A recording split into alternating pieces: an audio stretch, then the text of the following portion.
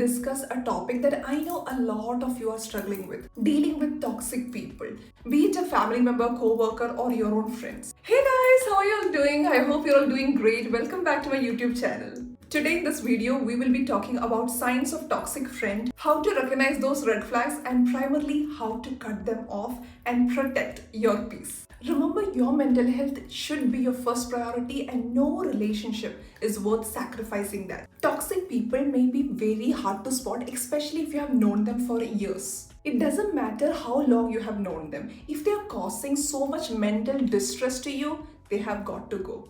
If you're confused about any relationship that you're in, stay tuned and let's break it down. A toxic person is someone who drains you, who doesn't respect your boundaries, and also gives you so much negativity than positivity. If you're feeling down, manipulated, or distressed after hanging out with someone, you should know that person might be toxic. Because you shouldn't feel horrible after hanging out with someone. You should feel energized, you should feel motivated, you should feel good after a time with your friends. That is not it. That is not how friendship works. Friendship should be like a fuel in your life that gives you so much positivity and so much energy. It shouldn't be something that will take out your energy. There are people who will just suck out energy from you. They're like energy vampires. Toxicity can come in so many forms. It can be either by jealousy or manipulation or bringing in so much drama into your life. If you think somebody is doing that to you, maybe you're dealing with a toxic person. There are some friendships or relationships where you feel like you're walking on eggshells, which shouldn't be the case. It should be easy to converse with your friends or people around you. Sometimes you might even feel when that person's mood is good, you also feel good. When that person's mood is down, you also feel down. That is a toxic narrative to even go by. Now you are put on a pedestal where you have to constantly put effort and make this person happy. That is so much of an effort which you don't deserve. You don't deserve that kind of burden on your head. If you're unsure about any relationship, these are the red flags that you should be watching out for. The friend that makes everything about themselves. It's always about their problem. And anytime you bring up your topic, they somehow turn it out to be their problem or their issue. Whatever you talk about, they don't reply to that and they'll be like, you know what happened to me? Or not even putting an effort to hear what you are going through. It's always about what they went through, what is in their life. So if you feel like you are not being discussed at all in a friendship, that's not good. Or when they don't celebrate your successes. Sometimes you might be achieving things in life and they're not happy for you. What kind of friend is that? A good friend would always applaud you. A good friend would be someone who will be there to cheer you when you're achieving things.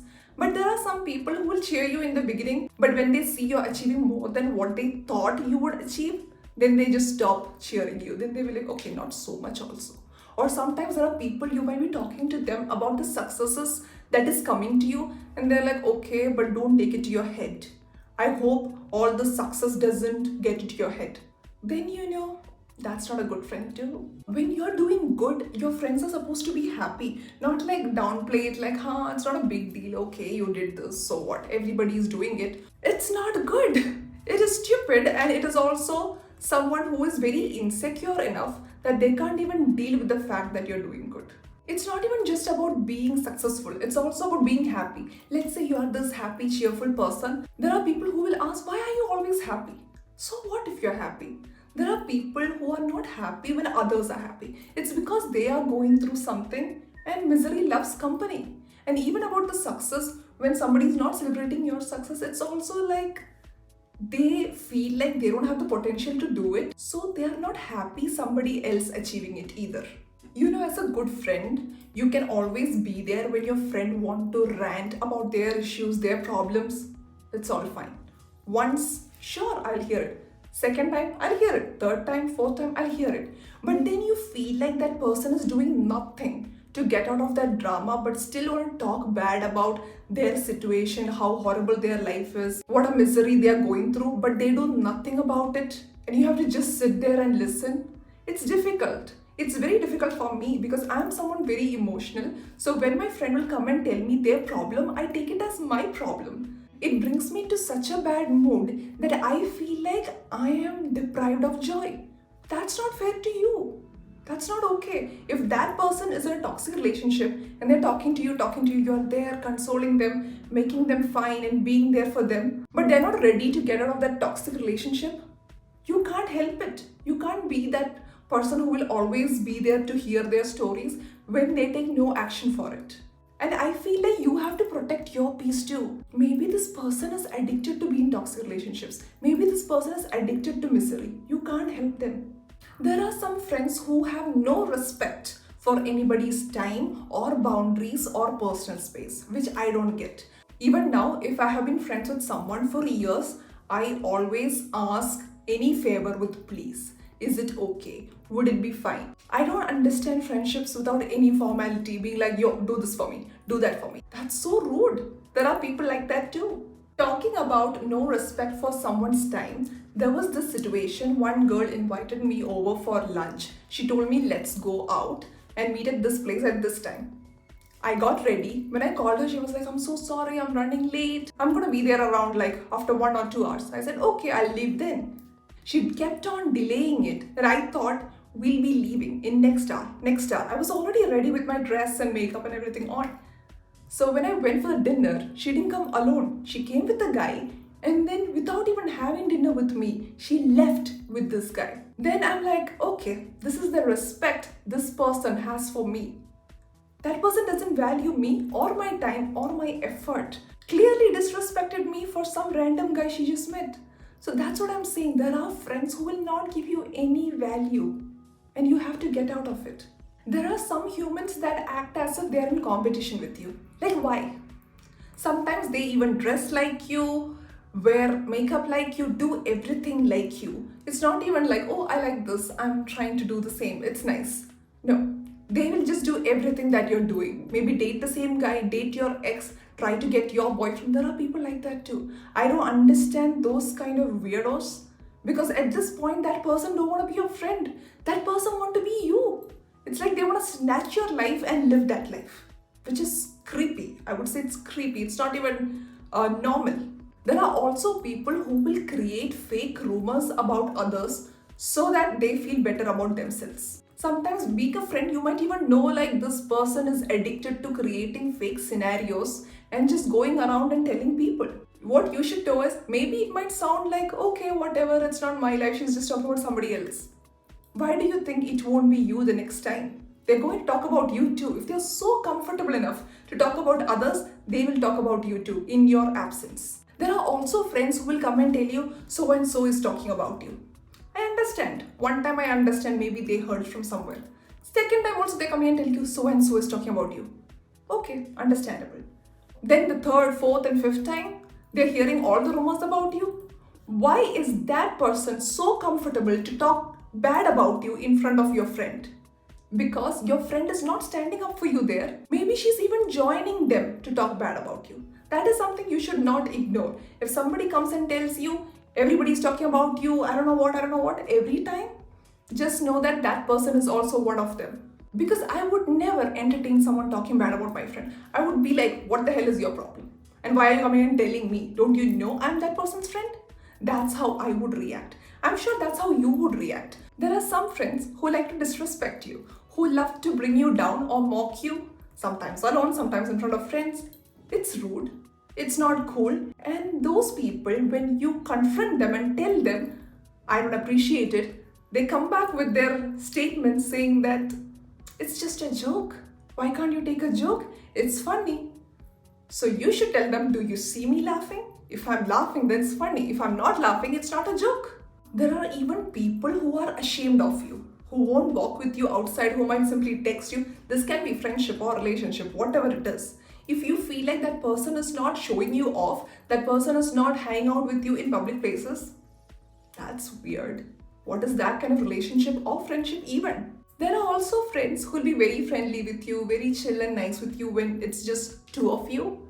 But when more guys join in, they change their behavior. They become this pick-me person. They become someone like too cool. They be like, oh, look at this girl. She's so stupid. I don't know what. You don't even want to entertain those kind of people because they are major red flags. They are trying to bring you down just so that they feel better about themselves. And you should know it's all coming from insecurities. That's all fine. But you don't deserve that. There are people who will drop friends just because they made some new friends. That's because they feel like they are going to gain something from that friendship more than what they used to gain from you, which you don't have to care about. Let them go. You want to get rid of all these red flags? Sure. Just think about it like trash took itself out. So if your friend is doing any of these, you should know it's a major red flag. And believe people when they show who they are. Don't keep this benefit of the doubt like, maybe that's not who they are. No. Believe them. Trust them when they show you who they are. Believe their actions. Whatever they're doing is who they are. You shouldn't be confused in any relationship. You shouldn't be confused in any friendship either. You should never feel like, am I friends with this person or not? Does this person like me or not? No. You don't deserve that kind of treatment. You don't deserve to be questioning any relationship that you are in. If you feel like you have to question it, maybe there is no friendship to begin with. Don't make anyone's behavior question your self-worth. You definitely deserve better relationships and friendships. Now you know all the red flags. What are you supposed to do? How are you supposed to deal with this toxic friend? You should acknowledge that this person is toxic. Sometimes we make excuses for toxic behavior because we don't want to lose a friend. We don't want to create drama. Toxic people attract drama, and all that they're going to bring to your life is drama. Do you want that kind of life? Whatever toxic behavior that they have might be a reflection of their childhood or might be a reflection of something that happened to them. But it doesn't mean that you have to side them and stay in their life. Nor is it your job to fix them, because they will learn their lesson from their own life. You don't have to come in between their karmic lessons. That will be provided to them by nature. They will learn their lessons. It's not your job to go in between and meddle in their issues and fix them. If you really want this friendship to work, you can let them know that so and so behavior of theirs is affecting you. But even after you addressing the fact that you are not comfortable with something and still they're going to do the same to you, then maybe it's time for you to cut them off. Here you already gave them a chance to change. If they're not changing, if they're not treating you any better, then you should know what you should be doing. Then you should know what is your position in their life. You should know what is your worth in their life. How much do they value you? They don't value you, because if they valued you, they will listen to what you're saying. They would not just disregard whatever you're saying. Cutting off a friend or family member might not be easy. It's definitely difficult, especially when you have had such a long-term relationship with that person. If you have had so much memories with that person, it might be difficult. But you need to protect your own peace. And for that, you will have to do it. But how to do it? The first thing would be to just be direct with them. You can let them know that this friendship is taking a lot from you and it is really affecting your mental health. Because why not? You can just tell them directly. You can let them know that their behavior has affected you and you don't feel comfortable. Rather than complaining and blaming it on them, the best way to address it would be you telling them how you feel. I felt neglected. I felt disrespected. Not like you disrespected me. You attacked me. Don't do that. Because nobody wants to hear bad about themselves. And especially if you want that person to change or do good, the best way to go about it would be to just address it as like, this is how I felt. After this step, what you can do is you can create a distance between you guys. You don't have to reply to that person then and there. You can take your time and reply. Also, if you feel like seeing their stories or their posts does make you feel triggered or feel like you want to reach out and be back as friends, if you feel that way, maybe you can mute that person so that you don't feel like rushing back into that friendship or relationship. Definitely, if this is a toxic person, they're going to guilt trip you. They might come up to you saying that, oh my God, I was with you for this many years. You're doing this to me. You have no idea how much you have hurt me. They might guilt trip you into getting you back into that crazy friendship.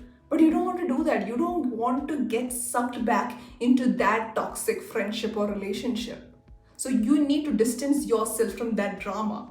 You might miss this person. So what you have to do is shift your concentration to better relationships. Definitely, you might be having friendships that is very nice, that is so smooth going, that is uplifting, that is motivating, that makes you feel energized. Hang out with those people. Hanging out with these people might even heal you. You shouldn't be giving your time to people who treat you bad.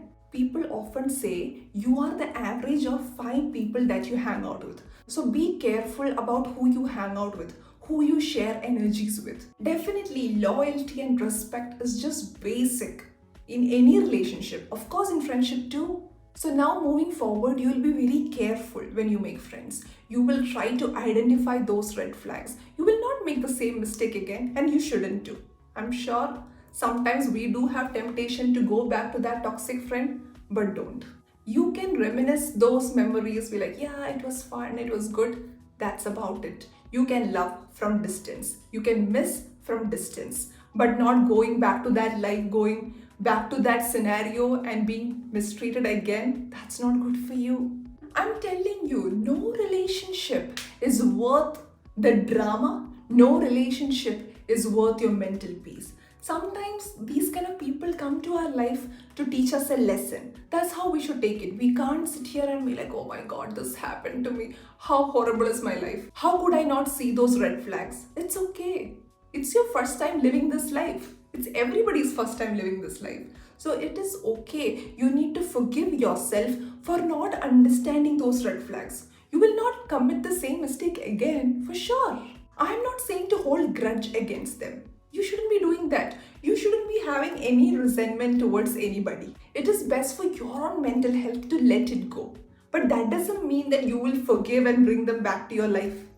Because at this point, you forgiving them and bringing them back to your life is you betraying yourself. It's you disrespecting yourself. Do you want to do that? Of course not. You are your best friend. You shouldn't be treating yourself that way. Just think of it this way. You needed to learn this lesson from the universe. That is the reason this person came into your life.